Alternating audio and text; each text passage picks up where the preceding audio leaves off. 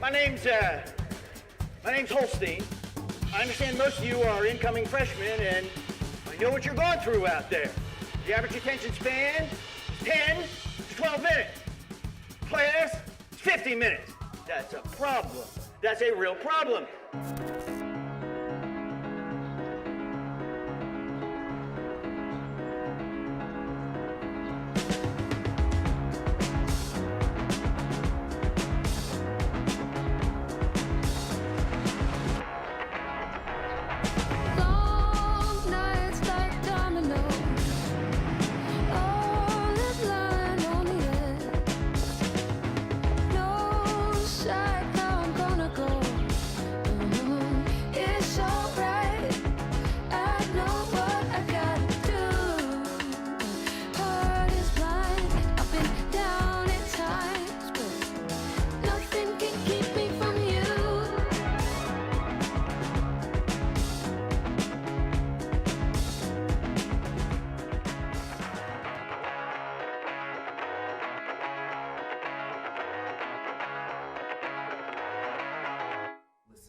Okay, you have to listen.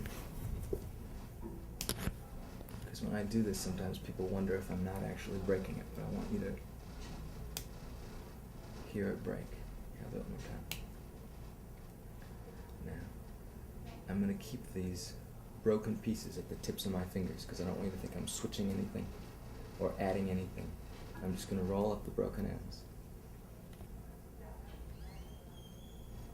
to a ball. Okay. Here's the amazing part. If you squeeze, you can get them to stick. And then look at this. Grab onto the bottom. Grab onto the bottom. Very slowly. Very slowly. Oh, give me a break. Give me a break.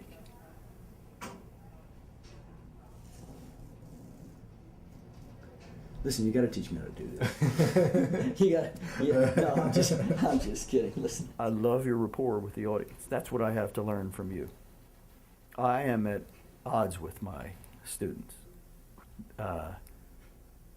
You are not at odds with your audience. But people skip their classes to come see your lectures. I mean, there's I wouldn't get too excited about that. Let's get realistic here. But I mean, listen, when you told me you were in a fetal position before you went on at the Angler, of course.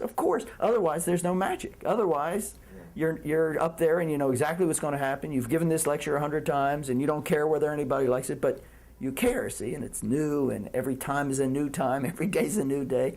But once you get out there, you don't look afraid. Ellen came to my first lecture in Judea today, and we had lunch, you know, and Ellen was saying, well, I understand what you accomplished. And I said, yeah, but here's what I want to know. I said, did I look like I liked them? No, she said, no. You looked like you wanted to fight with them, and that you were ready to fight. See, I'm not sure. But maybe that's who I am. Maybe if I tried to be you, it would be like you trying to be me. It's just, listen, I hope I live long enough to watch you get what you deserve. I really do. You know, of all the students that have passed by me in 38 years, I don't care whether this makes it anywhere, but I want you to know it. There are 4 or 5 that mean everything to me. And I really want you to get what it is you're looking for. Or not get it, but keep looking. But you have no idea how important you are to me. No idea. I'm still holding in reserve you coming into my class and doing something. I'm not going to, but we have to figure it out to do it in a way that does justice to you and does justice to what I try to do.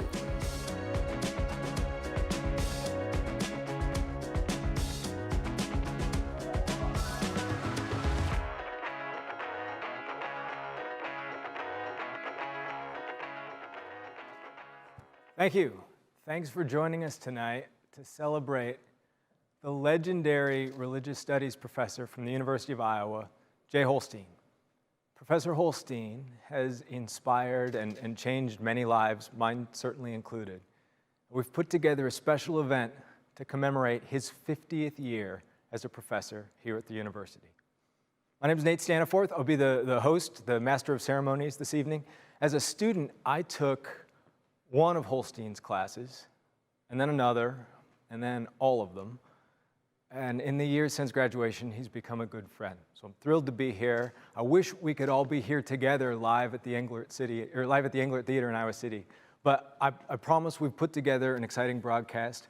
We have some special guests who'll be joining us in a few minutes. And then we'll hear a lecture, the Golden Lecture, from the man himself. For those of you who don't know the story of how Professor Holstein came to the University of Iowa, I will tell you. As a young Jay Holstein approached his own graduation as a student at Hebrew Union College in Cincinnati, he thought he was about to start a career teaching at the University of Florida. But he took an interview with George Forel, who was then the department chair at the University of Iowa's Department of Religious Studies. And when Forel offered him the job, Holstein has said that he didn't actually know where Iowa was on the map and had perhaps confused it with Idaho. But what began in 1970 as a 3-year teaching contract has grown into a 50-year career as one of the most celebrated, sought-after professors in the university's entire history. Along the way, he became the first J.J. Mallon Teaching Chair in Judaic Studies and has won many awards for his work in the classroom, including the President and Provost Award for Teaching Excellence. Look, if you have been a student in Holstein's classes, you already know why he's a legend. When I was a student here, they had to schedule his courses in the largest lecture hall on campus, which would sometimes fill beyond capacity, as students would skip their own classes to sit in the aisles or stand in the back of the room to hear him talk. I had never seen anything like it. The first time I watched Holstein lecture, I wasn't even enrolled in the class. I was a theater major. I was just walking across the Pentecrest, and a friend grabbed me by the jacket and said, "Nate, skip whatever you're going to do. You've got to come see this guy." I have been asked to describe how it feels to be a student in Professor Holstein's classes, which is impossible, but I will give it a shot. You get goosebumps. He'd start teaching, and some days the room would just go electric. Like he had tapped into this wild current surging from Genesis to Hemingway to Blade Runner, and then found a way to channel it into this lecture hall in Iowa City, and you'd sit there, and the hair would just stand up on the back of your neck. In the classroom, Holstein's language was blunt and incisive and unapologetic and wildly entertaining. It felt like anything could happen. It felt like he was willing to do whatever it took to build a bridge that could span the extraordinary gap between a religion professor born in 1938 and a room full of tired, jaded 19-year-old undergraduates on the other side, so that you could at least understand one another. In his courses, Professor Holstein asked his students to look unflinchingly at the grit and tension, but also the joy in the human experience. Fear and anger and love and hope and loyalty and jealousy and friendship, the blood and guts, as he described it, of being a human being. There was a vitality and an urgency to it that I remember vividly. It felt like the stakes were higher at a Holstein lecture. Like finally, here was someone willing and able to talk about things as they really are. Tonight, we're going to hear from a number of his former students, but let me just be the first to say, there is no way I would be doing what I'm doing now if it weren't for the influence that he's had on my life. You know, when I was a student, he was a rock star. He was a legend. He was a hero. And the fact that he has become one of my closest friends is just extraordinary to me. There's literally nowhere on the planet I would rather be tonight than here doing this.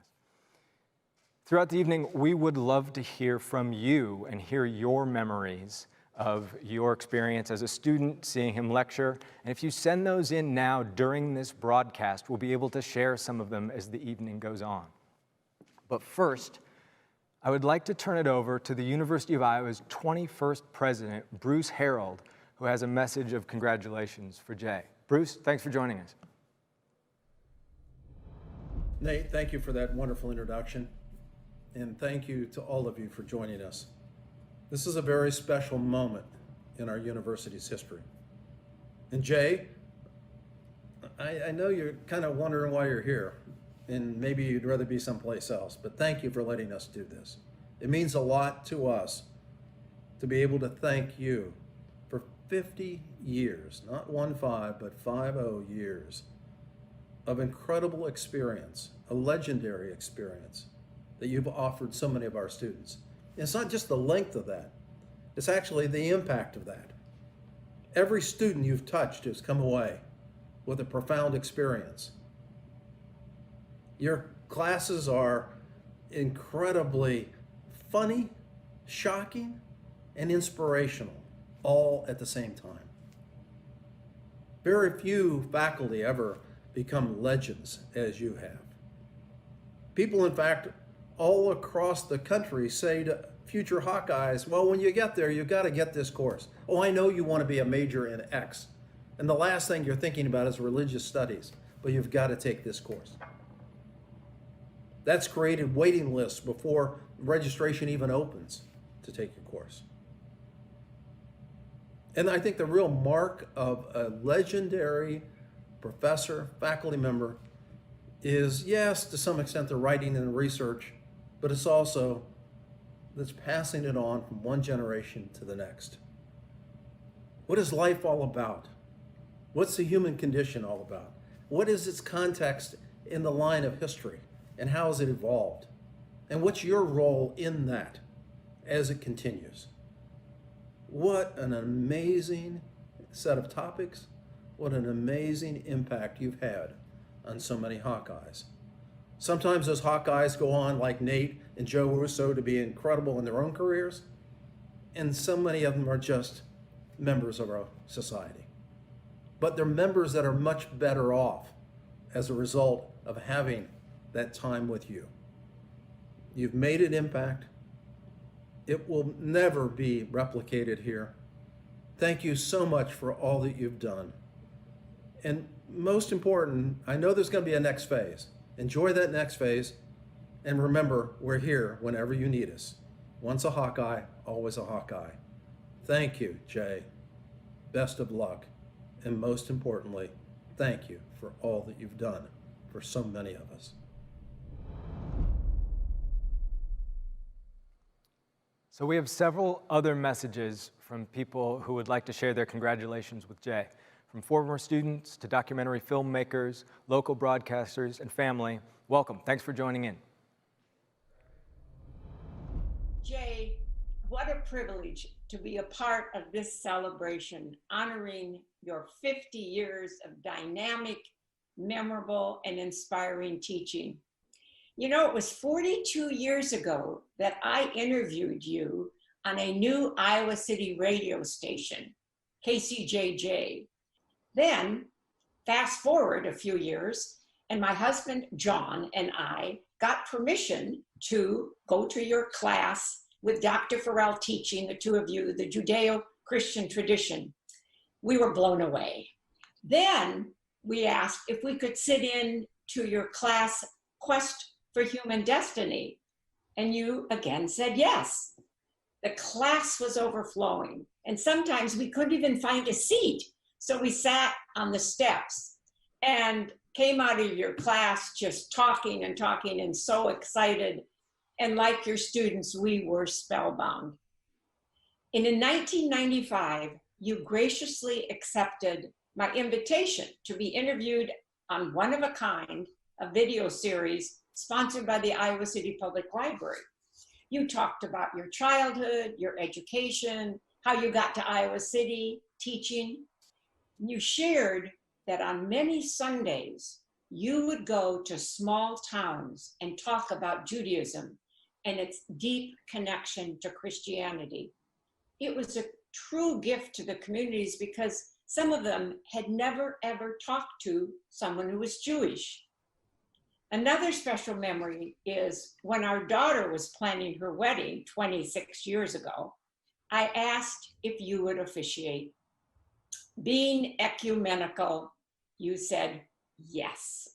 So on a beautiful May afternoon in Hampshire, you officiated at the wedding. It was a memorable time indeed. What I do know about you, Jay, is you are passionate about your grandfather and your family, your faith and the Bible, your teaching, Moses, Socrates, Jesus, your exercise regime, running, taekwondo, and other workout pursuits. And I know you love Ernest Hemingway and all his books he's written. So with a sense of humor and passion and goodwill, you have truly lived life to its fullest. And it's been a privilege knowing you for 42 years. And on this splendid evening, I think your beloved grandfather is looking down on you and smiling. Jay, you are one of a kind. Hi, I'm so excited to be here this evening with you.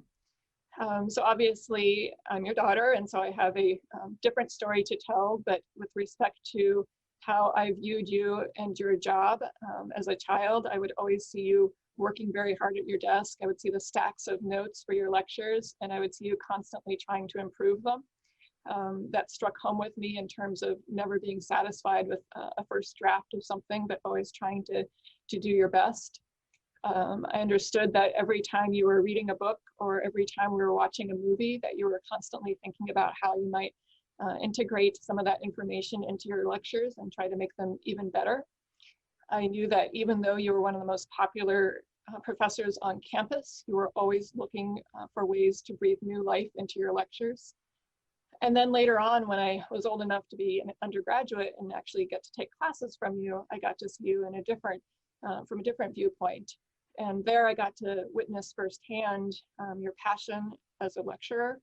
And I got to see how you approach texts and understand how important it is to pay attention to the details.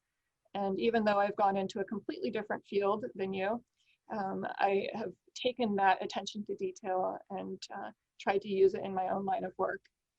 I will also say that, again, even though I'm in a completely different field, I still meet people that took a class from you. It might have been decades ago, but when they see my last name, they immediately think of you. And they will say, you know what, I took your dad's class 40 years ago and I still remember it. And I think that's an absolutely incredible legacy. So I wish you the very best. I'm incredibly proud of you. I'm proud to be your daughter. And congratulations. Hello, Jay. Congratulations. A long, successful career you've had. Let me speak on behalf of all of the graduate students, tens, hundreds, I don't know, thousands, hundreds of us that you kept employed, gave us a chance to learn how to teach. Were a mentor for us. We appreciate it. Thank you. Hello, everybody. My name is Morten Slutter. I'm the chair of the Department of Religious Studies. I'm sitting here in our conference room where we have all the past chairs behind me. I'm very excited to be here tonight at this very special event where we are celebrating Jay Holstein, Professor Jay Holstein's 50 years of teaching at the University of Iowa. Of course, 50 years would be a big deal for anybody. Very few people make it to that. I certainly know I will not make it to that point myself. But for Jay, this is much more special than just the number of years he has put in. Jay has been a fantastic teacher who has inspired many generations of students and literally touched the lives of thousands and thousands of people. He used to teach these 500 student classes, a whole army of TAs. And many of you who are here tonight have experienced Jay in action as an inspiring and exciting and sometimes somewhat controversial speaker who has sort of fired up his audience in a way that very, very few professors has been able to do. As the chair of the department, I still, I'm sort of privy to these messages that Jay routinely gets from former students. And they all go something like this. Like, I was in your class 30 years ago, and it changed my life. This is quite amazing, Jay, that you're a professor, you're a person who has influenced so many people's lives. frankly, I consider myself an okay teacher, but I don't really get letters like that. So I've known Jay for many years. In fact, I remember when I first came to the University of Iowa, now it's 17 years ago, he took me out for coffee, or maybe it was a beer. And then he sort of gave me the lowdown on the whole thing in the department and the university. And I'm sure Jay does not remember this himself, but actually I really did it. You know, I was a new teacher here at the university. I've been a graduate student in the US, but I come from Europe originally. I didn't really know very much about how universities work. And so have Jay sort of giving me in a very direct and, what should I say, uncensored way, the lowdown of what was going on was actually super helpful and made me feel much more at home and much more sort of prepared for my job here. So I would want to thank you, Jay, for that. Thank you for the reception on me, and thank you for the friendship we had over many years. And Jay is still teaching for us. He still has exciting classes. We still have students who are very excited about these classes. And I just want to thank you for all that you've done for us. Hey, Jay. It's so great to see you. This is Daniel Kraus. It's an honor to be here tonight, just as it was really one of the greatest honors of my so-called career to make the documentary about you called Professor. I look back on the shooting of that movie, and really it was a couple of the most enjoyable weeks of my life, just being able to go back and sort of recreate that college experience.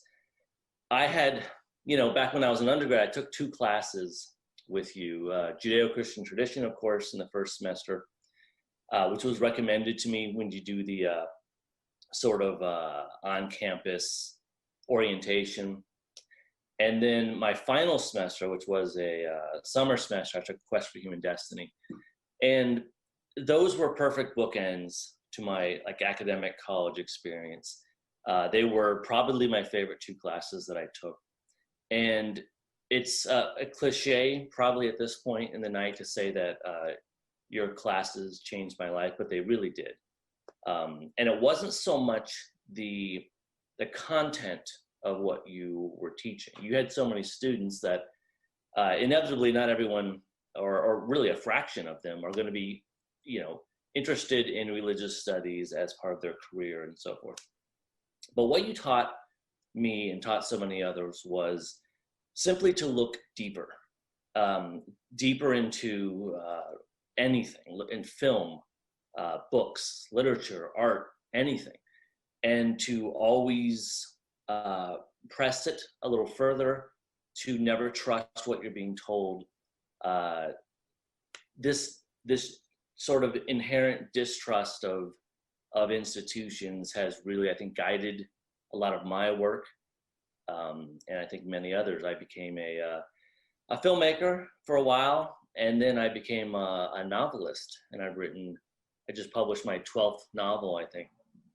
And so much of what I've written in those has been directly inspired by things that you taught me. You know, I have endeavored to make my books as multi-layered as possible, and to sort of have that kind of peel back the onion sense that you always seem to respond so vibrantly to when you were teaching things like Catcher in the Rye. In particular, I wrote these 2 gigantic books called The Zebulon Finch, The Death and Life of Zebulon Finch. And they're it's about a 1,500 page work. And the climax, really, without giving anything away, is really an intellectual conversation between 2 people. Somebody who knows a lot about the Bible and somebody who doesn't. And they sort of wrestle over it. And that, it really comes back to me being in your classes and listening to you talk about this stuff. And it making me have to think, not necessarily about religion so much as just life and the purpose of life and the quest for human destiny. At the end of the 2nd volume, one person is called out in the acknowledgments, and that's Rabbi Jay Holstein. I could not have written this without you. I could not have a writing career without you. And I think the last thing I'll say is that I remember walking out of the Quest for Human Destiny class one day. The class was over, people were filing out, and you stopped me. And you said, "Hey, Krause." And I came over, and he said, "That paper you did was really, really good. Keep it up." And I don't know in my entire school experience, from kindergarten through grad school, if I ever remember a teacher stopping me and saying something like that, and it affecting me as that did. You know, I'm sure you don't remember it. You had a million kids come and go, but that's just shows you how much I respected you, and after I made the movie and I became your friend, how much I love you. And it's truly an honor to be here. It's an honor to have known you, and best of luck in everything from here on out. So we've been receiving some great responses on Twitter, and I just want to share some of them with you. Miss Libs writes in, quote, "In every class, I remember being both terrified to be called on and then disappointed if I wasn't. He was the absolute best, and I'm beyond excited to watch his golden lecture." And Me Hawkeye writes, "On vacation, but still won't miss a Holstein lecture." Joe Russo is another Hawkeye who's been inspired by Jay's teachings and calls himself a, quote, Doc Holstein fanatic. Joe has said that Professor Holstein's lectures greatly influenced his approach to storytelling as the director of Avengers movies like Avengers Endgame, and Avengers Infinity War, and then Captain America Civil War, and many others, I'm sure. As a student at the University of Iowa, Joe took every one of Professor Holstein's classes, and there's a rumor that one of the characters in the Avengers films was modeled on Professor Holstein, though we can't say for sure. Joe's joining us tonight from California, and I'd like to turn it over to him now. Joe, thanks for doing this.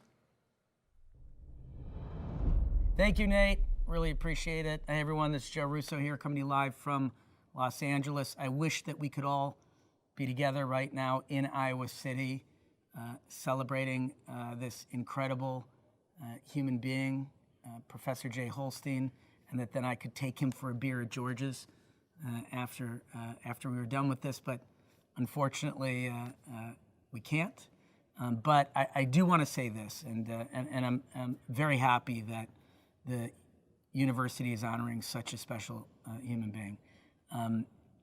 Professor Holstein has had the biggest impact on me in my life of anyone outside of my immediate family. And just to illustrate what I mean by that, I was a 18-year-old kid coming from Cleveland, Ohio to the University of Iowa, asking friends what were the best classes to take. Everyone said, "You have to take this class, Quest for Human Destiny. The professor is so dynamic, the class is so interesting and cool, and it's easy." Young kid, you're like, all right, I'll take the easy class, and it sounds like fun. Got to that class, walked in, there was like 2,000 people in the lecture hall, maybe more, maybe less, I can't remember. It was packed. And, I found a seat up in the bleacher section, and Professor Holstein came out, and it was the most dynamic hour of teaching that I had ever experienced in my life. And I was hooked. I would show up early from then on just to get a seat up in the front, so I could listen to him and I could hear everything that he was saying. And over the course of my time at Iowa, I took every single class that Professor Holstein offered. In fact, by my senior year, I was a TA in Quest for Human Destiny. And I always remember one of the great failings of my life is that I packed on like 20 hours in my last semester just to graduate in 3 years. And I was swamped and exhausted. And I remember I slept through one of the classes, and Professor Holstein asked for me during the class. I think he wanted to do a little banter. I had written this really long thesis for him on one of our favorite films, his and I's favorite movies, Once Upon a Time in the West, and I think he wanted to banter about that a little bit. It was one of the films that he taught in one of his classes, and I wasn't there that day because I slept through it. And I remember friend coming back to the dorm and saying to me, "Oh man, that the disappointment on his face when you weren't in class today," and it still bothers me to this day that I slept through that class. So I'm sorry, Doc. But he has taught me so much about metaphor, thematics, the human narrative, and I really can honestly say that I would not be where I am today without Professor Holstein. I would not have the understanding, the comprehensive understanding of narrative that I do. I would not be able to reach audiences the way that I've been able to over the last 20 years of my career without his influence. He opened my eyes to the world of storytelling and storytelling throughout human history, and what is so impactful about it, and what is so profound about the best narratives. And I will be forever grateful to you for that, Doc. Thank you, honestly, from the bottom of my heart. All right, everyone. I wish you all well. Be safe. Again, so sorry we can't head down to George's after this, but, you know, one day. All right, Nate, back to you. So it looks like we have several more who are joining in with messages from Jay, for Jay, and we're going to go to them now. Hi, Jay. Joe Week here. You probably don't recognize me because I'm wearing the classic Jay Holstein black t-shirt, your superhero outfit. Congratulations. This is awesome. People are recognizing in this ceremony that you're a great teacher. I always knew you were a great teacher. Back in the 70s, remember I took 3,025 of your courses, and 2 of them I believe you made up. But I learned a lot in those courses. They were amazing. I remember being up in McBride Hall, and I'd be in the cheap seats, 800 people in front of me, and it was like an explosion occurred on the stage, and there you'd be, raw, unfiltered. It was wild. I felt like I was watching a cage match, Holstein against Holstein. And at the end of the class, I never knew who won. Did everybody die on the stage or not? It was amazing. But I remembered all the things you taught. 30 years later, I'm in the courtroom. The judge turns to me and says, "Mr. Weed, do you have any response to defense counsel's wonderful argument?" Of course I didn't. Couldn't think of a thing. But then I remembered your class. And I turned to the judge and said, "Your Honor, ladies and gentlemen of the jury, have you ever heard of the Epic of Gilgamesh?" So there you go. Take that to the bank. But the real school of Holstein for me was right here. Jay, this is the road that goes out to the Cornville Reservoir. For 20 years, you and I ran this road. I suspect if I scraped the asphalt, I would find your DNA right out there. And it's here where you taught me about life, about meaning, about what's the right thing to do, about morality, about honesty, about courage, about death, and about women. We talked about it all out on this road, and you changed me. And for that, I am forever grateful. And if you remember, at the end of the run, we'd go back and sit in the sauna, and you would bring out a Mountain Dew for me and one for you, and we would sit there like we were gods. So today, I bring out a Mountain Dew, and I toast you. I toast the gift of your teaching, and I toast that future student who's going to get that same gift. Jay, I love you. And by the way, if you're at a loss for words tonight, you can always refer to the Epic of Gilgamesh. Hi, Dad. I just want to say congratulations to 50 years at the University of Iowa. I think it's amazing. You know, when I look at my own life, my own career, I don't think I've ever met anyone who's worked 50 years at a job, let alone worked 50 years where you are essentially reaching tens of thousands, if not hundreds of thousands of students' lives. Growing up, you know, as your son, it had its perks. You know, I was kind of a rock star because everyone knew your name, so they associated me with you, so that worked out well. Sometimes it didn't. You know, when I had to watch Shane or 2001 or these horrible movies over and over again, I think I probably watched them more than 50 times, but that's fine. But I just think it's awesome, that you've done this for so long.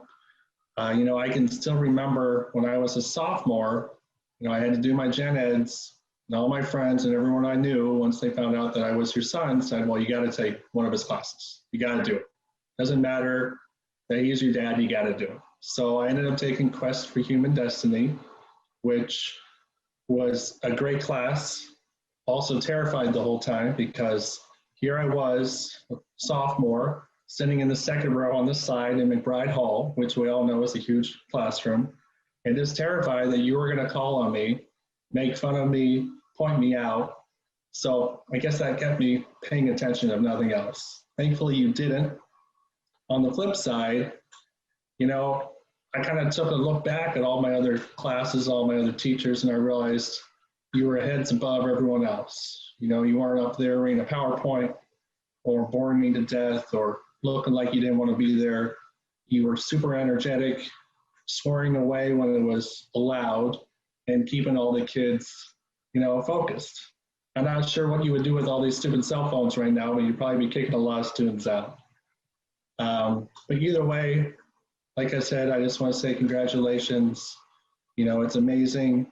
Even now, I'll be at a store and show my ID, and the teacher or the cashier will go, well, I took your class. I took your dad's class. Or, my daughter's in your dad's class. So I just want you to think for a moment of how many people's lives we really reached.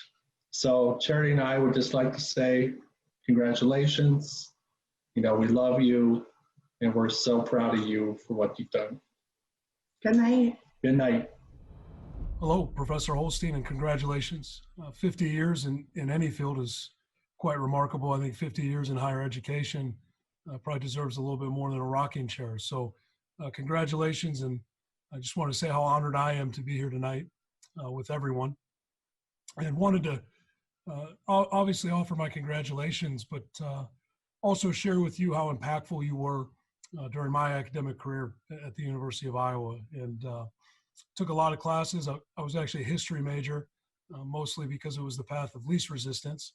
But somewhere along the line, I ended up in the Bible in Hollywood. That was the first class that I took with you. I remember it was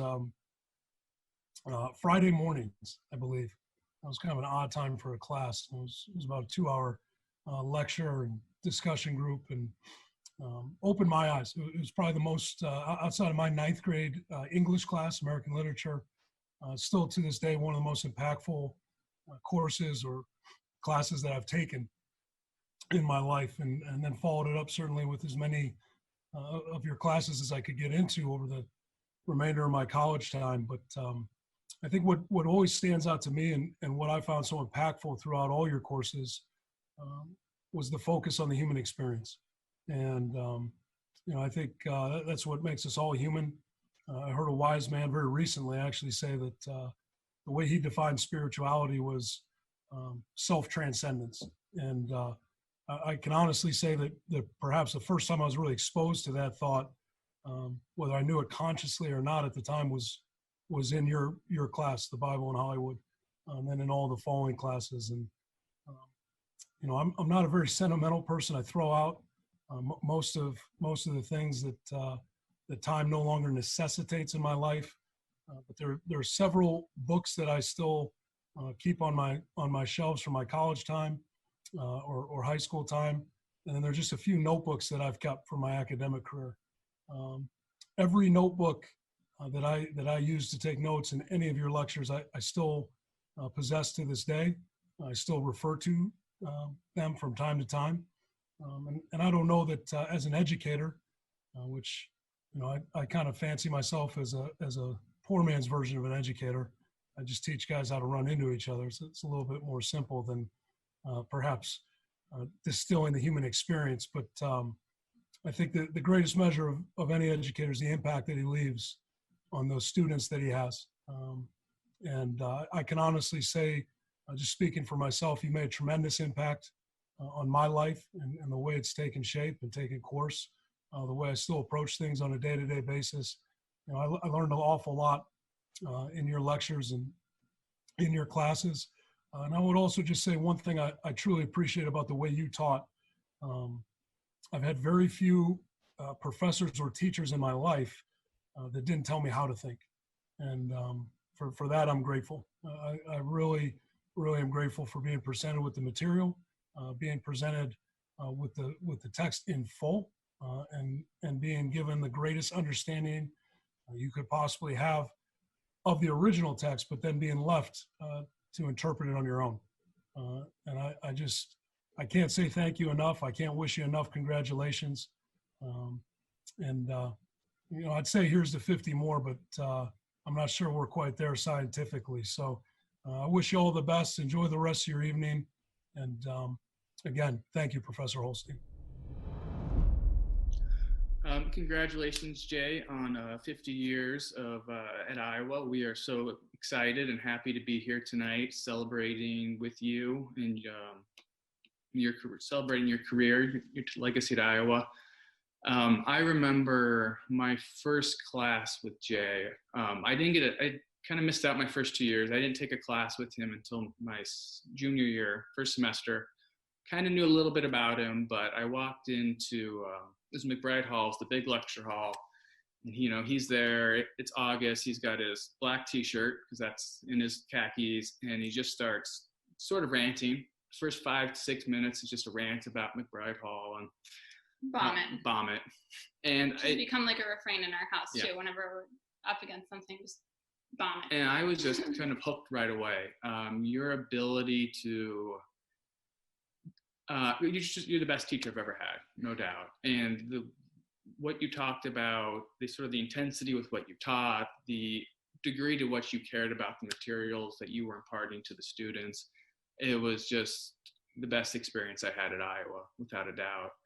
And it's been fun the last couple of days. Marie and I have been looking at our notes, kind of reminiscing about what time was like there, and got a little nostalgic about it. I wish I could go back. Mm-hmm. Yeah, congratulations, Jay, on just such an amazing career and a legacy. Like John said, we've been looking back over all of our notes, and I remember that same energy, and I remember just the laughter that you would bring to class, and the way you could navigate like really intense texts and topics, talking about sex, love, and death as the themes for your classes, and then bring in things like commentary about penguins, if it was the March of the Penguins, or your favorite Irish whiskey, and just things that made us feel, even in those huge lecture halls, like we were just in conversation, and like it was a conversation that we were welcome to.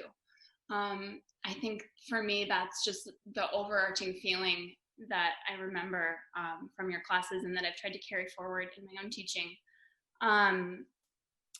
You changed the way that I thought about everything. And so when we were talking about this, it was hard to think of, where do we even start? It's Holstein, it's everything. And then I saw that in my notes too, where you said, just everything is connected to everything else. And there's always other layers. You have to just keep asking questions. And that's something that I think we have tried to carry on in our home too. As you know, Jay, we have our own Jay. We named one of our sons for Professor Holstein. And I think it's just been a great reminder to us too of your legacy and of how lucky we were to study with you and to be in your classes. So here's to all you've accomplished and all that's to come. Yeah, congratulations. Congratulations. Wow. Here you are, Jay, 50 years at the University of Iowa, and I feel so lucky to be one of those who has spent well over half that time in your fan club, not only as your wife, but also as somebody who has worked with you in the department. I can recall, maybe 26, 27 years ago in the hall at Gilmore, just prior to the start of the spring semester, and I passed you and I stopped. And I said, I was truly amazed to see you were still here because I thought you said you were retiring in Florida.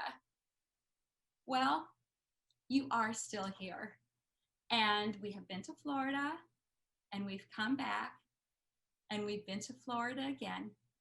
And yet you are still here, still teaching. And in some cases, teaching the children and the grandchildren of your former students. And it's kind of overwhelming to think about how many minds you have challenged to think differently, to think bigger, to think better, to think period. Jay, I have seen you work on lectures in the middle of the night and the wee hours of the day, and you have never needed sleep so much as you have needed really to get it right for your classes. I've seen how you never go back to the lecture notes from the last semester, but you write new ones each and every semester to keep it fresh and alive. If a student walks into your class looking for easy answers or some facts quickly to memorize, it's not long before they feel their brains waking up as they dive into the questions that guide all our choices in life. Just think, when Hitler's Germany was on the rise, the University of Iowa Department of Religious Studies was established. And one of the 3 faculty positions at that time was in Judaism. They knew that public education is the key to decency and civility, that an educated citizenry is the very foundation of building good lives in community and global connectedness. I know you know this, but I want you to think about how your fidelity to the power of questioning, to reading good literature and teaching has been in alignment with that very initial courageous and brilliant act of the founders of this department. You came on the scene in 1970 with classrooms filled mostly with students who knew very little about Judaism beyond the stereotypes that they had, and who, frankly, many of them had very little interest in learning about Jewish beliefs. And yet the power of your mind and your voice drew tens of thousands of students your way. For decades, waiting lists of 100 and more students standing in line to get into your classes. Hundreds of TA lines made possible because of the need to accommodate your enrollments. And students line up to enroll from every department on campus. Now, in 2020, the world is not any kinder. Catastrophes are unfolding in human rights, in healthcare, in the environment, and it is terrifying. And in this moment, just when I am feeling absolutely crushed by the dangers our nation faces, an email will come to you from a former student, and another email, and another email. And these students are now doctors and nurses, scientists, lawyers, teachers, movie makers, journalists, musicians, someone working with children in inner city New York. And they will thank you for how you taught them to think bigger and differently and more than anyone else in their college career. And how some of the things you said in your lectures, sometimes even many decades ago, have been guideposts that have informed them on their journey. And when that happens, it gives me hope to think about these remarkable graduates from Iowa who are out there fighting for good each and every day. And I am so grateful that you had a hand in helping them find their station in life. Now, I want to share a quote from Salinger because I think it fits, even though I think the quote you would prefer is, "Most stuff that is genuine is better left unsaid." But I think there are a lot of former students from Quest for Human Destiny who will recall reading Holden Caulfield's words in chapter 22 of Catcher in the Rye. Anyway, I keep picturing all these little kids playing some game in this big field of rye and all. Thousands of little kids, and nobody's around. Nobody big, I mean, except me. And I'm standing on the edge of some crazy cliff. What I have to do, I have to catch everybody if they start to go over the cliff. I mean, if they're running and they don't look where they're going, I have to come out from somewhere and catch them. That's all I do all day. I just be the catcher in the rye and all. I know it's crazy, but that's the only thing I'd really like to be. Now, Jay, I don't want to get literal minded here because obviously in many ways you are really different from Holden Caulfield. But I think your career in many ways has entailed you standing at the edge of that cliff, waking people up who are glazed over and not thinking before they head over the cliff, getting those who are running headlong towards that precipice to stop and think, and strategizing with yet others about how we face choices and create options and avert the cliff. You have really made an impact here at Iowa, and it is lucky for this university that you stuck around.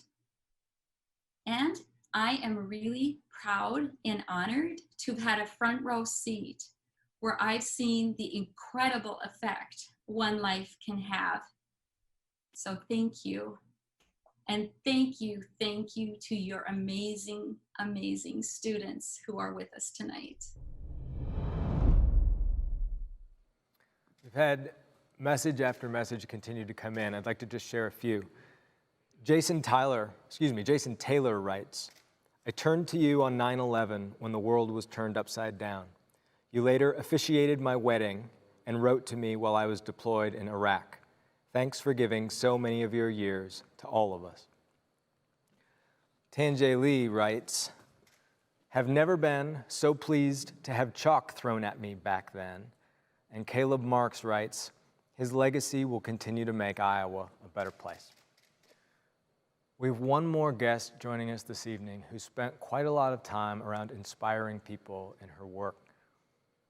I'd like to welcome Sherry Salada, former executive producer of The Oprah Winfrey Show and former president of the Oprah Winfrey Network. Sherry, thanks so much for joining us. Thanks, Nate. Rabbi Holstein, what an honor it is to be here with you on this most auspicious occasion. My memories are really flooding me now. Sitting in that lecture hall at the very, very top, you were this big. You were itty bitty, bitty, bitty, bitty, but a very powerful voice at the University of Iowa. And I remember that reading list, and I remember being introduced to Siddhartha and thinking that, wow, this is wild stuff for a course.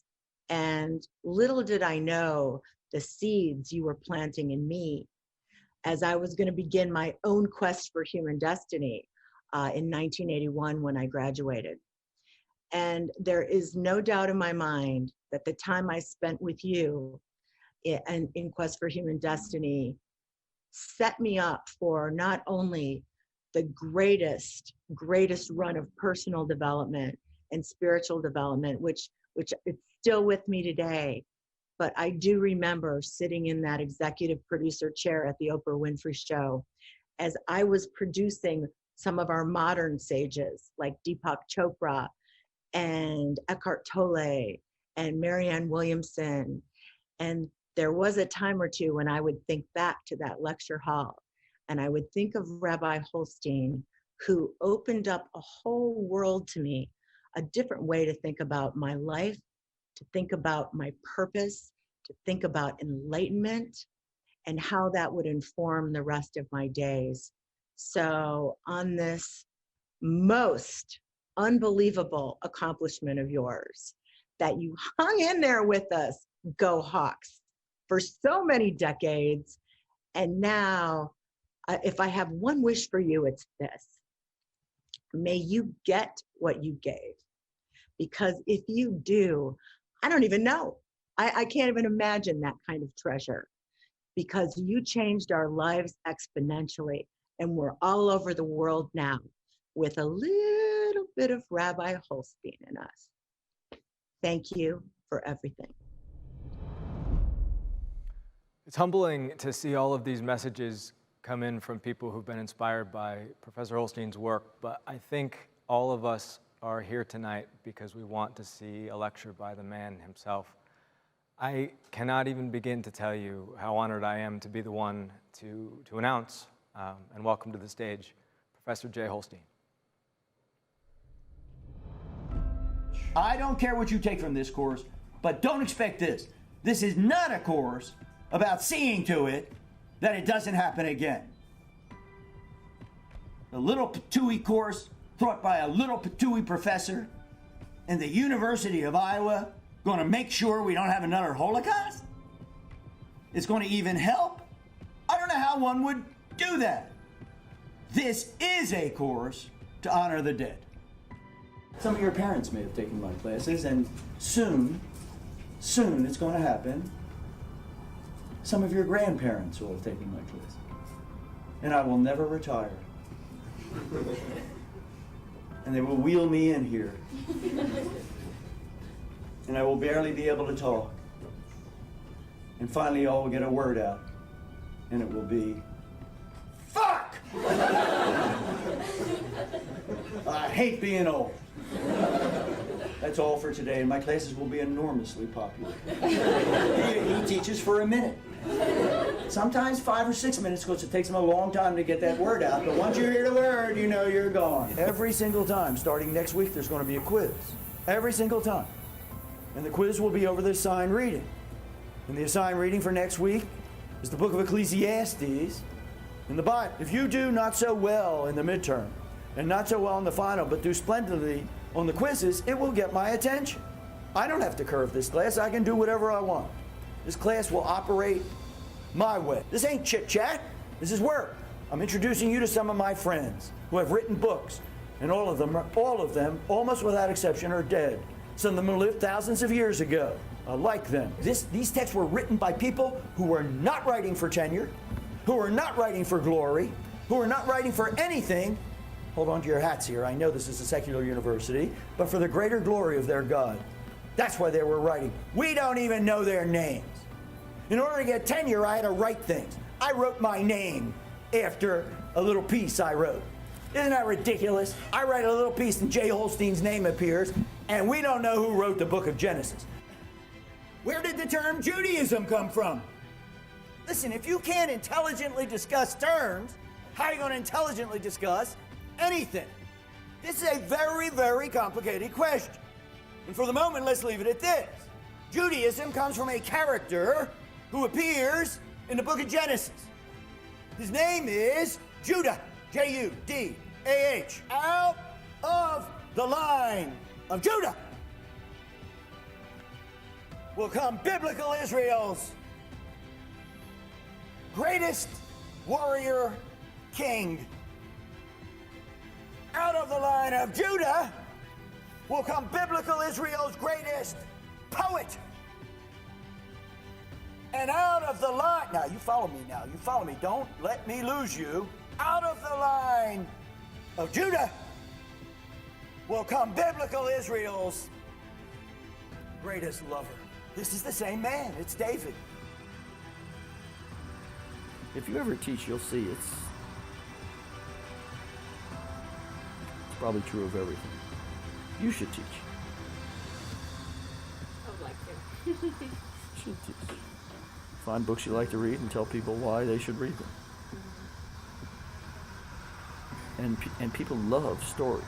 Just love stories, and they love to see things in stories, and then you're not involved in trying to figure out whether there is a hell and people go to hell, or what the truth is about anything. You're just trying to figure out, what does this story mean? And everything else is suspended.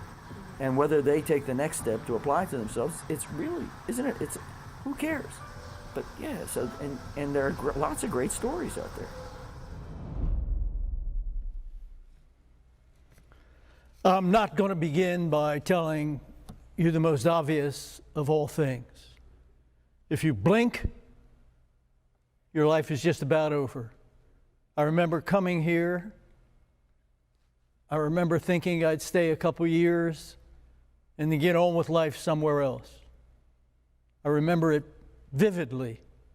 And then I blinked, and here I am, listening to this humbling stuff, and I have no idea what to make of it. I have no idea. I know I don't deserve it. I have no idea where the time went. I don't know what I would do if I had it to do over again. I know I've made mistakes, but, you know, time, inexorable time just passes. In 1933, Hitler came to power in Germany. Things had been stirring up there for a long time. It was a bad time to be a Jew in Europe. A bad time. You looked here, you looked there, there were no friends to be had. And it was just in 1933 that some Jewish families decided that it was a very good idea to offer Jewish studies at 3 universities, Vanderbilt, Missouri, and thank goodness, the University of Iowa. There was no way to know what would happen. There was no way to know that in several years, the Nazis would be throwing children, Jewish children, off of roofs and having stormtroopers try to catch these children with bayonets, all the while being applauded by the population of that particular locale. There was no way to know that the horror of the Holocaust was bearing down on Jews and Judaism. But there was a way to confront the issue. And the only way the Jews in the United States, the only real way they decided to confront the issue was through education. Knowledge. Knowledge is virtue. Knowledge can show you the way. Not certainty, but knowledge of who someone is and where they came from and what their legacies are and why these legacies should be honored no matter how different they were from yours. It was a terrible, terrible time. And my family just sort of staggered out of that terrible time. One grandfather, Jacob, settled in western Pennsylvania. Never knew him, never met him. He was dead by the time I was born. What I'm about to tell you, I tell you without commentary, but I tell you it because I think he deserves mentioning. My father never talked about his father. He would mention his name, Jacob, but after that there was nothing. He appeared to me. Listen, my feet are firmly planted on the ground, all right? But he appeared to me in a dream. And in that dream, he told me some things that, as far as I remember, I had never heard. And he would end each point by spreading his arms. And then he would go on to another point. I told my father about this dream. My father turned white. He had never ever told me about this, and he certainly had never ever told me about the hand motion. It turns out that my grandfather Jacob jumped from a building to kill himself so as to gain access to a life insurance policy to make it a safer place for his family. It was a terrible time of the Depression, and it was his only option. I don't know whether this really happened I don't know whether this is a figment of my imagination. I don't know whether I had ever heard somebody tell me these things, say these things and spread the arms. But God bless you. God bless you, Jacob, for getting out of Germany, for coming here, and for making a life possible for me. And then there was my maternal grandfather. Pop, I used to call him. He basically raised me. He came to this country because he got on the wrong ship.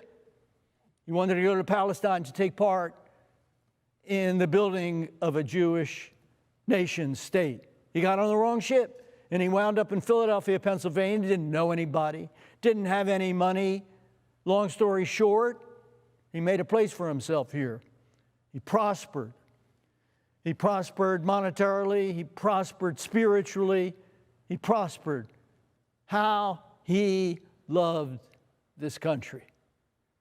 He saw this as a place where, he saw this, listen, ain't no joke. He saw this as the promised land. Here, Jews were free. Here, Jews could become whatever they deserved to become. Here, while there was, of course, persecution, that's the world we live in, but there was no organized governmental action against Jews and Judaism. My grandfather, of blessed memory, gave me much, and I will never forget him. He was always with me in the classroom, and I like to think he was happy with most of what I was doing. So it's 1933. There is now a place where Judaism is taught in Iowa. There are virtually no Jews in Iowa, but there is now a place where Judaism is taught. Here's the thing you got to understand. If you don't understand anything else, understand this. It is basically impossible to define Judaism. Judaism has taken so many shapes, so many forms, so many ideologies, so many beliefs that it's hard to find something that hasn't at one time or another been espoused by one Jew or another or an organized Jewish community. The person, when I came here in 1970, the person who was retiring, Bargabor, Professor Bargabor was his name, gave me an interview, and he told me three things. One, don't come here.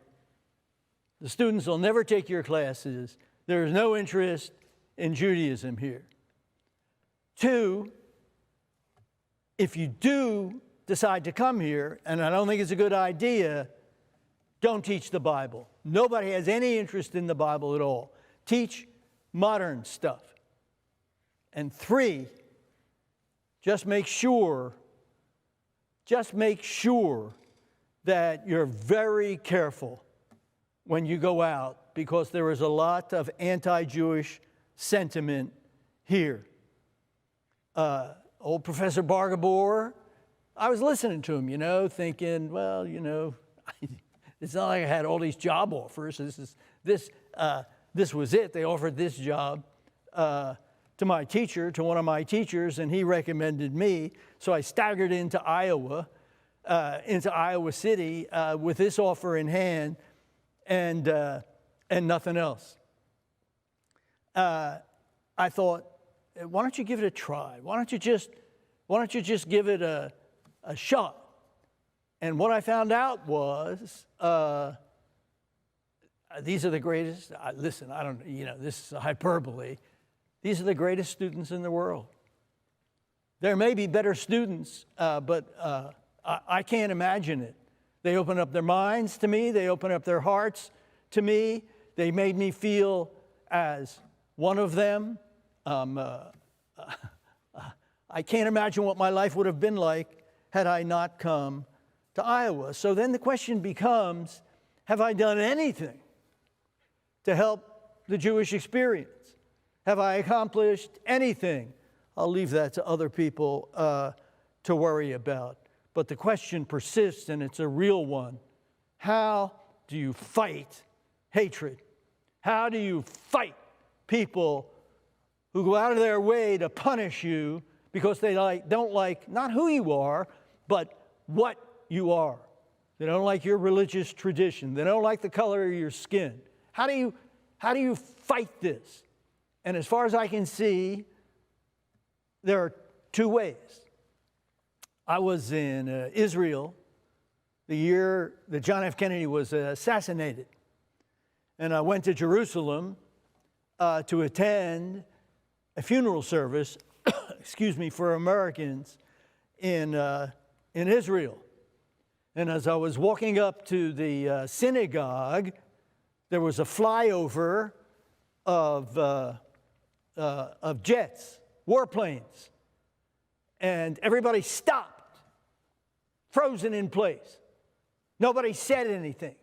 The traffic stopped. And these planes went bursting across the sky. Warplanes, made in America, of course, flown by Israelis who were trained in America. It's hard not to be moved here. And the planes shot away into the distance, and then life started moving again, and everybody murmured, "Never again." And I understood.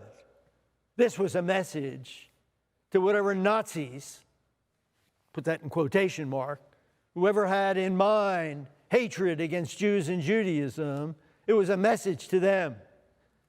This time, when you come, you will not throw our children off of a roof. You will not throw our children into the fire. This time when you come, we will take blood. We may lose, but we will take blood. That's clearly one thing. You got to protect yourself. You got to be able to protect yourself. If you can't protect yourself, you're going to be rendered helpless. You're going to be abused. There is a lot of hatred in the world.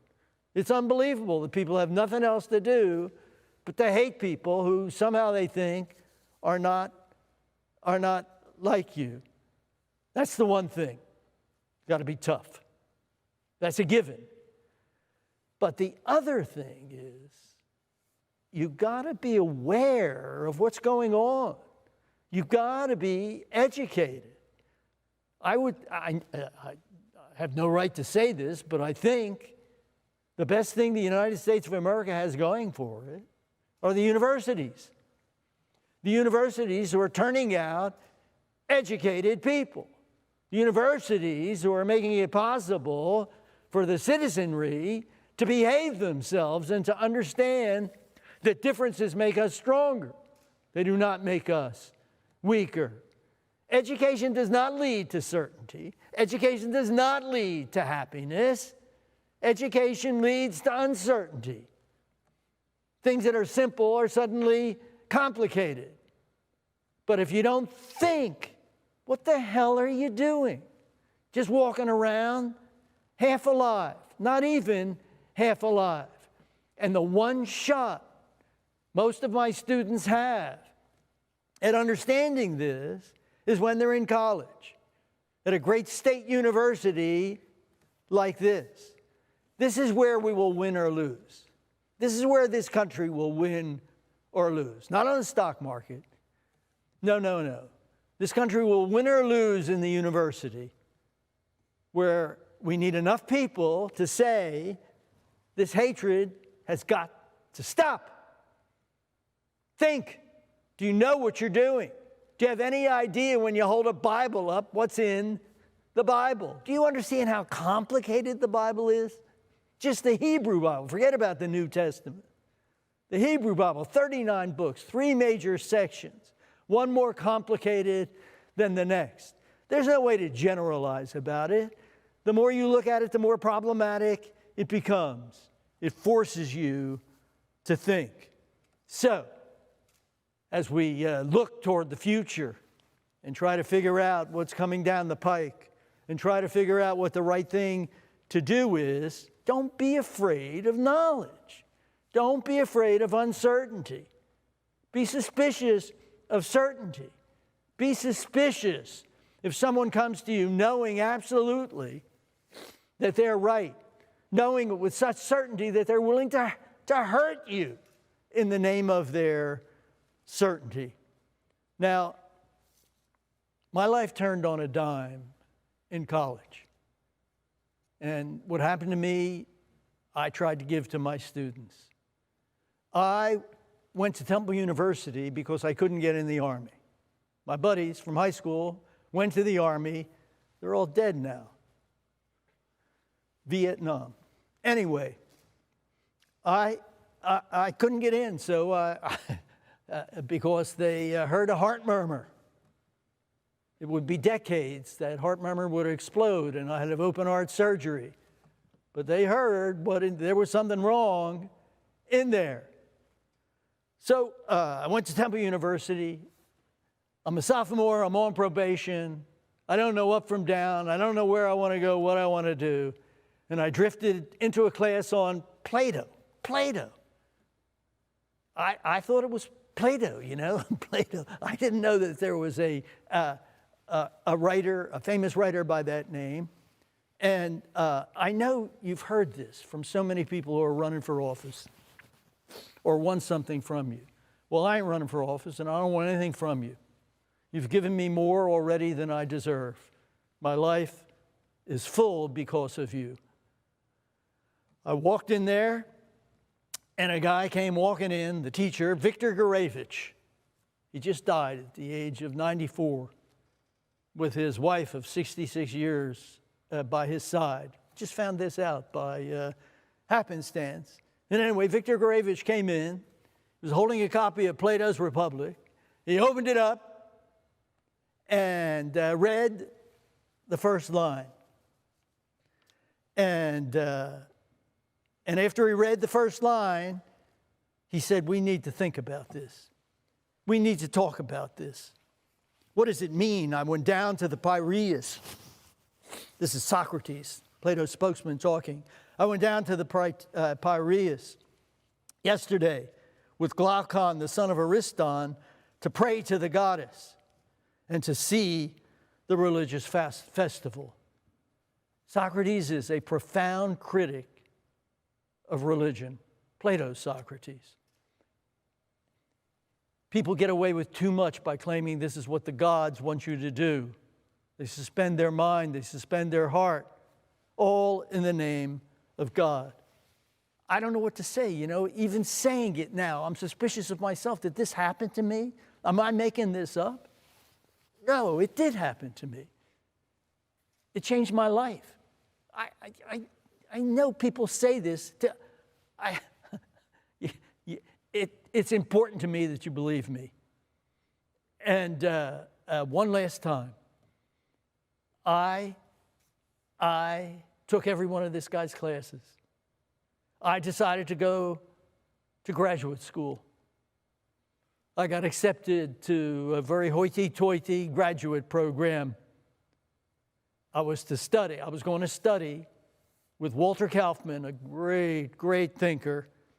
Sometimes you got nothing else to do, you might read The Faith of a Heretic.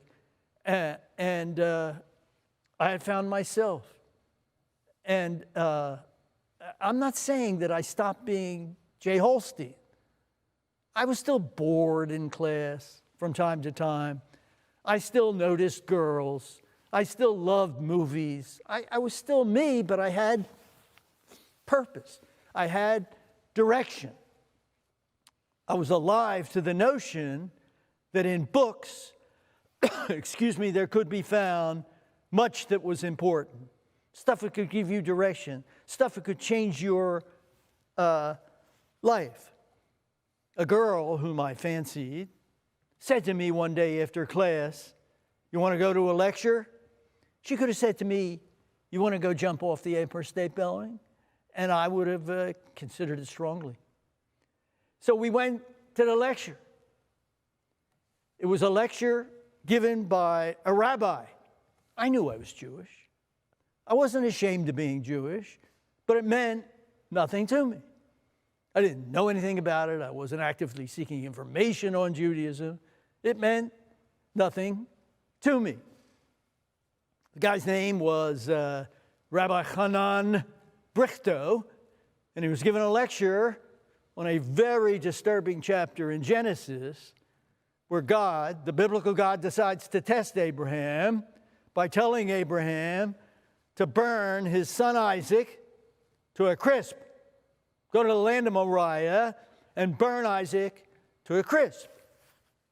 Abraham, without a word, the next day heads for Moriah, the designated place of the sacrifice. I'm telling you, this is a difficult text. I remember the first time I heard it. I was sitting in synagogue, bored out of my skull, and this penetrated to me. The story penetrated to me, and my father was right off to my side, and I looked up at him and I thought, what if God appeared to him and said, take Jay and burn him to a crisp? Would he? And I knew that my father, of course he would say, if you need a sacrifice, take me, but I'm not killing my son. What does this text mean? I'm not going to, I know where I am, and I know what's possible, and I know what's not possible in these circumstances. I'm sorry for me, the allergies, thank God for Iowa, the allergies are still alive, even though the snows are apparently just around the corner. This guy, Hanan Brichto, went through a series of possibilities as to interpretations. That didn't have an impact on me. What had an impact on me was the thought that in order to understand the Bible, the Hebrew Bible, you had to apply to it the same mental discipline that you had to apply to the likes of Plato. That the Hebrew Bible was a first-rate intellectual book, and you had to be very, very careful in the reading of it. I don't know why this penetrated. I don't know why, but that was the end of Walter Kaufman for me. It was the end of the girl. I turned away from, well, that'll be another story for another time. I went and studied with this guy. It didn't matter to me that he taught at a rabbinical seminary. I didn't want to be a rabbi. The thought was kind of amusing to me. Even to this day, I'm not exactly what you call a very observant, a very observant Jew. But I went and I studied with him for 5 years, was ordained as a rabbi. Then he moved to the Cincinnati branch of the Hebrew Union College, the seminary, and I went with him there and studied another 6 years. And then they offered him this job at Iowa, and he recommended me. And at the same time, I got an offer from the New York branch of Hebrew Union College to study languages so that I could go back into the seminary. These are the languages that surround the Bible, so that I could go back to the seminary and be a teacher. I have no idea why I decided to come to Iowa. I didn't know where Iowa was on a map. I had a vague idea that there was this guy, Evashevsky, who was a hell of a football coach, but I couldn't tell you very much about their record or anything like that.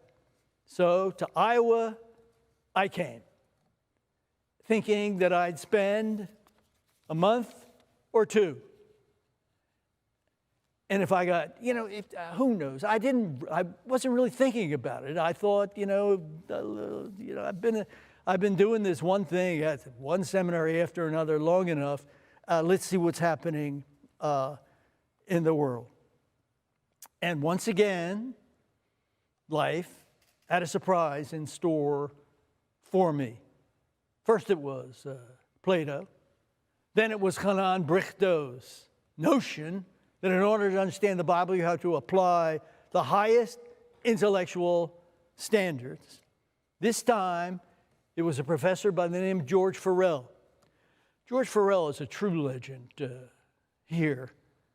When I came here, he was filling up McBride. And when I came here, he had just been released from jail. He had taken part in an anti-Vietnam demonstration, and he had been put in jail, and he had been released 10 minutes before his class met in McBride. And I was there, you know. I was there. I was being interviewed for a job by him. He was the head of the department. And I saw him walk into McBride. And I saw all the students rise as one and scream in adulation and cheer. And I thought, this guy was really be something. And he was something. He was one heck of a teacher. So I sat, listened to his lecture, wondered whether I could do something like that. The students left, and Farrell came over to me, and this is where it turned on a dime. You never know. You never know when things are just going to shift, whereas everything's still the same, but everything's not the same at all. And he said to me, looking at all the empty seats in McBride, not just anybody can teach here. Not just anybody. But this is where the really good ones teach. This is where, when the students line up, and the only place they can hold it is McBride Auditorium. And I was looking around, you know, and I was thinking, I don't know, give it a shot. Give it a shot. Maybe you'll be able to do it. I took it as a challenge. It wasn't aggressive on his part. I took it as a challenge, and I thought I'd give it a try. And then I blinked, and 50 years passed. No matter what I say now, it's insufficient. It ain't enough. I want to thank Kate Metcalf and the University of Iowa Center for Advancement for putting this on. They did it in a first-rate way. They honored all of my idiosyncrasies. I want to thank Kate and her crew. I want to thank all the people who cared enough to say something nice. I don't know, you know, it's overwhelming. I did not think it would knock me on my ass, but it did. I want to thank Nate. He's my friend now. I love him. I will tell you, when I saw him for the first time, all kinds of students take your classes. You don't get to know all of them for sure. And what you first see, sometimes it's not what you in the end see. Nate was different from the get-go. He would sit in class and never take notes. I didn't understand it. I thought, this guy gonna flunk out. He didn't go to sleep, you know. He would sit there, bolt upright, listen to me, smiling sometimes, but never take notes. And I remember telling my wife about it and saying, I don't know what to make of this guy. And we were walking downtown. We were near Van Allen, the physics building it was then, and I had to pee. So we went around the back, and who should be there but Nate? And I said to my wife, I said, this guy, we got to go talk to this guy. He's weird. He doesn't take notes. He listens. He smiles at the right time. He looks bright as hell, but he doesn't. I don't know why this got me, but it did. He sought us out. He saw us coming, waved, and came over And he said, I want to show you something. And he proceeded to turn a nickel into a quarter. I don't know how he did. I'm looking at him, you know. And I said, I'd like to see this again. And he did it again. And I said, how did you do this? And Nate, without any braggadocio at all, said, I'm a magician. And so he is. I have seen him perform in this very room, and he is absolutely astonishing. And I am proud to call him my friend. And I'm sorry I snaggled him into this, but I'm delighted that he was willing to participate in it with me. I think it's not, you know, I've spoken too long. I apologize. Really, all I wanted to say is what I said. Thank you. The man who is coming on now via video, John Schalman, is very special to me. He lives out in Los Angeles. He was a student of mine decades ago. He sent me a copy of his book, which was just recently published. It is called Return from Siberia. It consists in part of a translation of his grandfather's travails in Siberia, where he was sentenced. It is an inspiring book, and it contains more than a little of wonderful insights by John Schalman himself. I mention this because after I read the book, I decided to teach for one more year.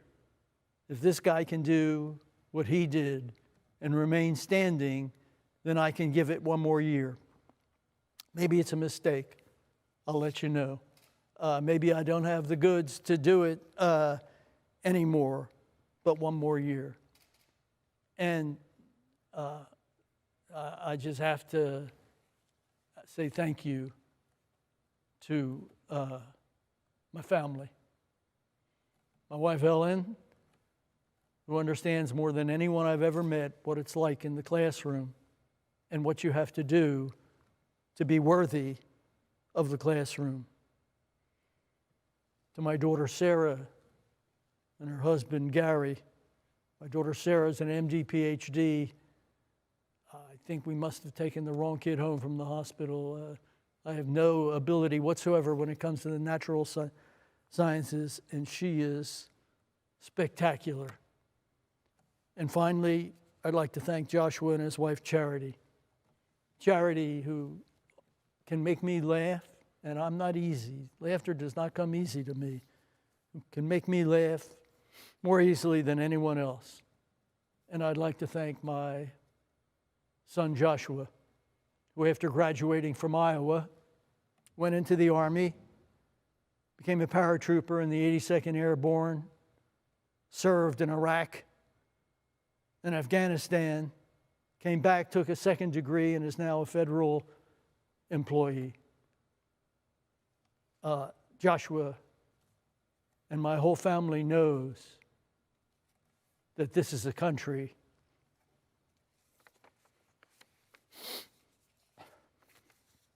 that is worth dying for. So thanks for your attention. I want to just thank you for that lecture. Thanks very much. Before we close, we have one more special message from John Schalman that Professor Holstein just referenced, and we'd like to go to John now. Thanks, Nate. And by the way, thank you so much for putting me in the position of following Jay Holstein, my hero, one of the great lecturers of all time. You can't follow that. So no one's going to remember what I have to say, but let me give this a try. Before I make my big announcement, I want to take you back in time to 1982. I'm probably listening to Eye of the Tiger or Tainted Love on my Walkman as I find a seat in the lecture hall for my very first class as a freshman at the University of Iowa.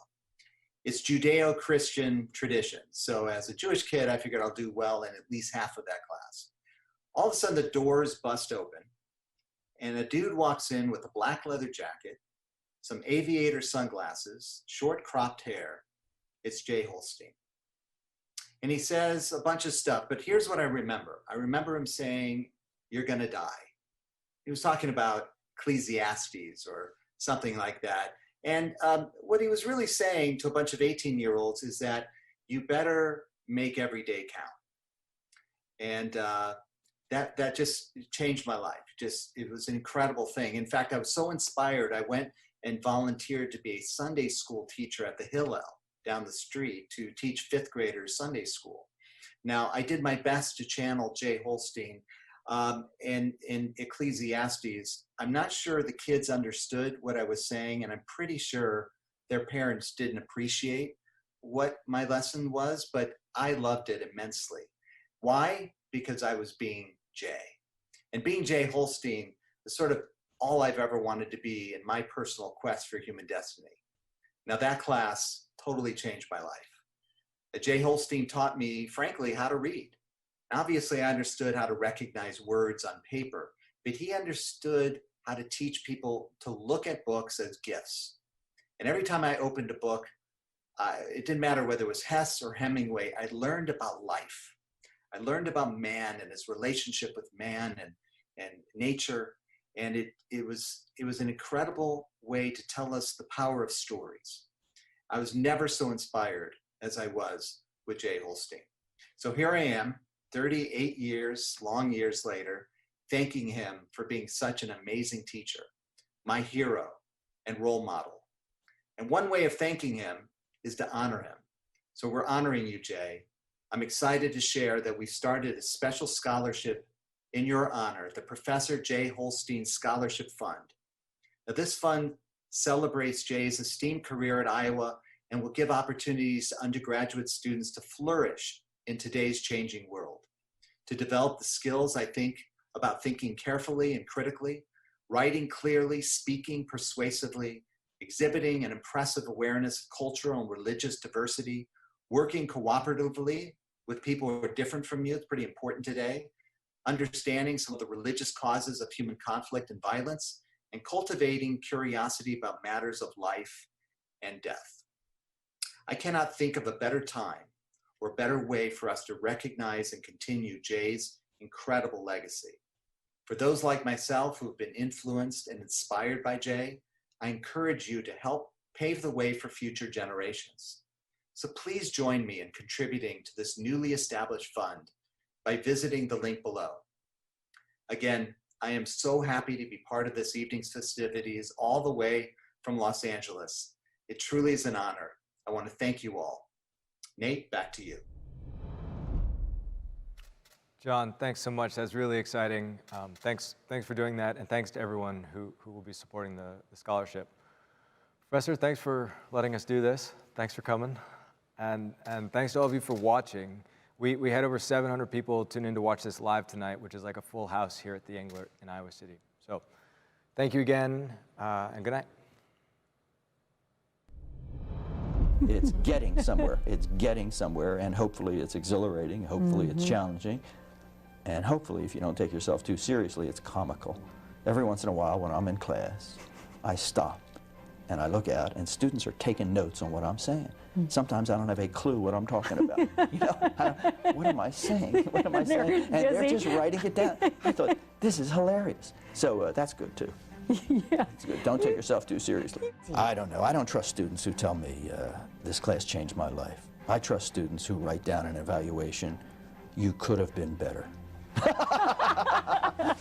You're overrated. That's right. That's right. It's true. There's this Russian weightlifter, this great Russian weightlifter, who says that every once in a while you're lifting, you have this white moment where the weight not only is not heavy, it's helping you lift it. Every once in a while, it happens, rarely. You're lecturing, and they're with you. They're just with you, and you feel such an energy return from them that you feel you could fly. And you can't predict when this is going to happen, except if you don't prepare, it will never happen. But all the preparation in the world won't make it happen. it is a high beyond the likes. I've never experienced anything like it in a classroom. It may happen, you know, it happens once every couple of years, and it sometimes it lasts for the entire lecture. Sometimes it lasts. The first time it happened to me, you know, I thought I had this breakthrough. You know, I thought, that's it. I'm going to have this every day. And the next time I went, it was terrible. So it's a gift when it's given. It's a total gift, and you accept it, you embrace it, and you appreciate it, and you hope and sort of pray for it. Again, you know, I sort of feel like a believer at the moment who is trying to explain to a non-believer an experience the non-believer hasn't had. Other people in my craft talk about it too. It's utterly mesmerizing. It has nothing to do with the size of the class, has nothing to do with the time of day. It just happens. And it's